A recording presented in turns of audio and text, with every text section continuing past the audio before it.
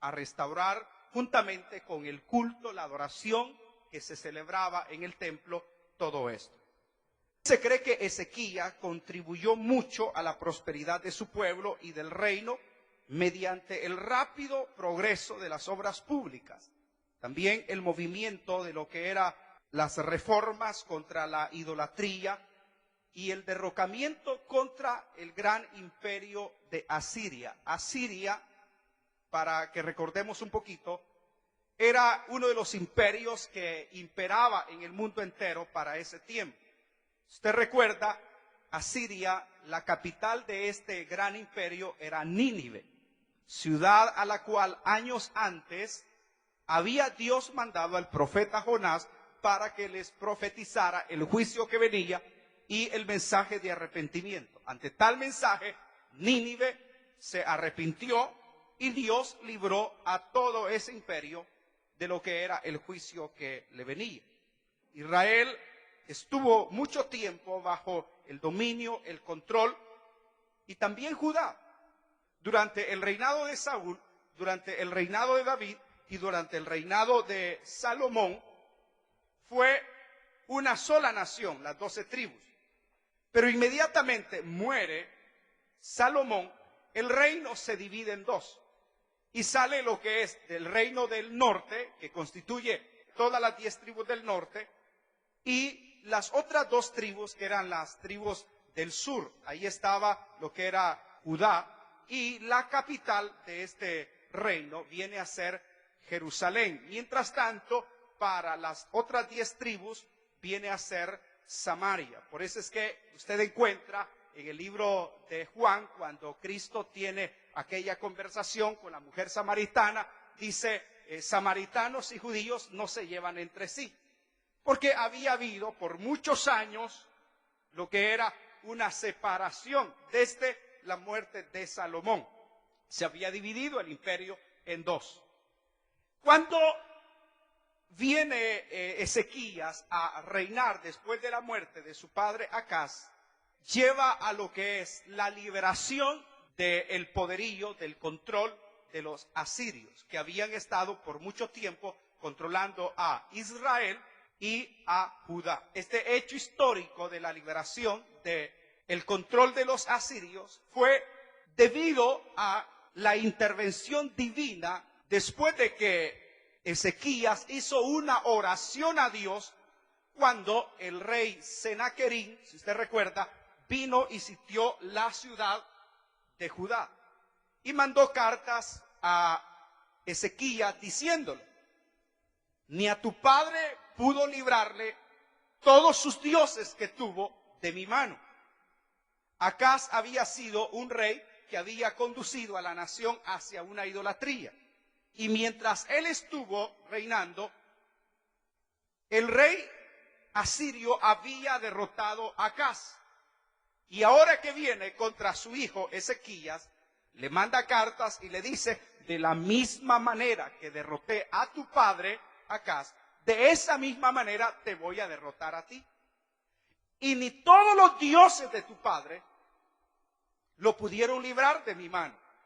Y ahora tú has mandado a todo el pueblo a que quite todos los dioses, todos los altares que adoraban, y has mandado a que adoren a un solo Dios, que es tu Jehová. Y dice que habló barbaries y blasfemas contra Jehová.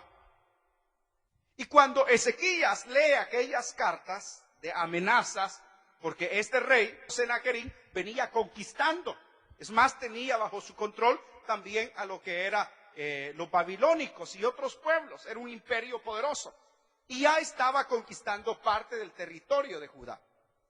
Ezequías estaba resguardado en Jerusalén y estaba básicamente rodeado por un ejército poderoso.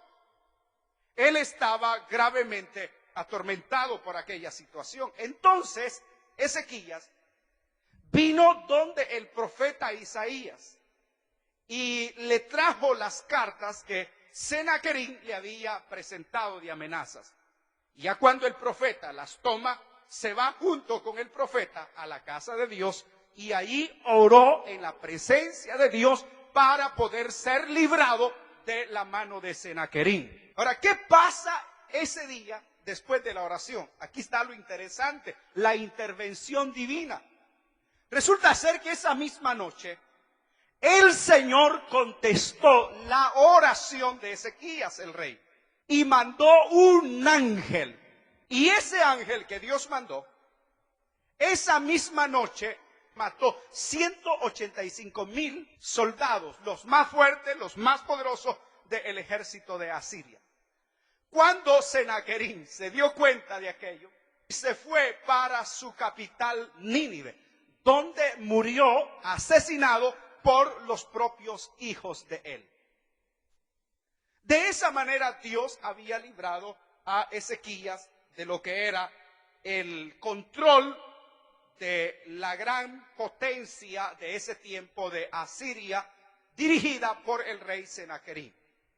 Simultáneamente a esto, Ezequías cae enfermo de muerte. Se cree Ezequías tenía 39 años de edad. Es una edad muy joven para morir. Nadie quiere morirse a los 39 años, ¿verdad? Para colmo, no tenía hijos para ese momento.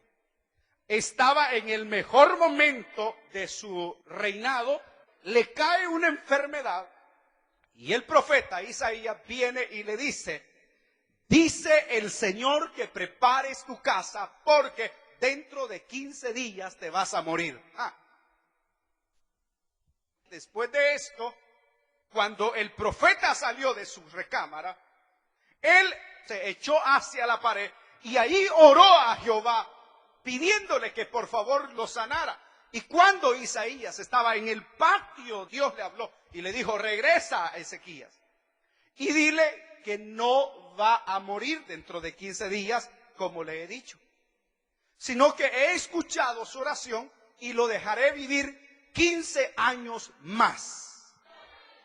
Dios oyó su oración. Entonces regresó y le dijo: dice el Señor que vas a vivir otros 15 años más de vida. Y entonces le dijo: ¿y cómo sabré que voy a vivir otros 15 años más? El profeta le dijo: pide señal de Jehová y señal se te será dada. Así que elige: ¿quieres que la sombra avance 10 grados o retroceda 10 grados? Entonces vino Ezequías y respondió: fácil es que la sombra avance 10 grados, pero cosa difícil es que la sombra retroceda 10 grados. Entonces el profeta le dijo: bien, se te será concedido que la sombra retroceda 10 grados. Y esto sucedió. Ahora, quiero detenerme aquí antes de continuar. Así que, en vista de esta pequeña reseña que yo le acabo de mostrar, vemos que Ezequías era un rey que Dios había llevado a una posición muy importante a muy temprana edad. Dios había estado con él. Era un hombre que cuando comenzó a reinar, comenzó a hacer lo bueno delante de Dios. Hizo cosas extraordinarias, llevó el reinado a una posición de estabilidad económica, política, religiosa y espiritual de la nación. No solamente hizo eso, en medio de un momento de crisis recibe la intervención divina, dándole victoria sobre el ejército que le acosaba. De esa manera Dios establece su reinado. Y cuando él está a punto de morir, Dios lo rescata de la muerte después que él hubo clamado y orado. ¿Qué es lo primero que nosotros aprendemos aquí?